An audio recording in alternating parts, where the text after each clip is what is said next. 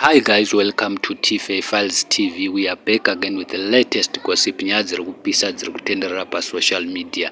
Madam boss votukwa nevanhu mushure mekunge vanyora kuti ivo hameno vari kunyora form 4 itoverengwsai nezvenyaya iyi, otherwise ndopamuchafoirira ipapa pamwe is history or geography hameno, but zviri kuuya zvesubmarine pazama ndeapi questions amunga expect just for fun, asi vanhu vabva vadedzera kuti ivo uri dofo celebrities dofo munongoziva mega vanhu vanoti madam boss chirungu havagoni vatukwa zvisingaite zviya vachitukirwa zvavataura.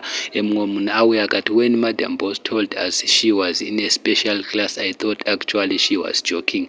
Mumwe munhu akati, tine dofo redu apa, come for me kuti kudina imi madam boss, because madam boss vaisawo zvavo zvimaquestions zvakasiyana siyana zvasekesa vanhu. Vamwe vanhu vakauya vakati chirungu haugone, shona haugone, dai watomboita zvemaextra lessons mother imi. Mumwe munhu akati brains acho unotoona kuti pane error chete. Mumwe munhu akati, how did the guys die? Imi kaimi moti mwana anonyorei chirungu chakanaka ipapa, vari kureva mwana wamadam boss. Saka guys, I don't know kuti munoti kudi, as you all know madam boss vanoswera vachingonzi idofo. Mumwe munhu akati word rekuti for fun madofo hamutozive zvinorevei. Mumwe munhu ari kumira namadam boss, varipo vamira namadam boss vadedza kuti aiwa hamuna kuverenga mukapedza. Madam boss vanyora vakati it's just for fun, imi makutozvitora personal makuti madam boss idofo.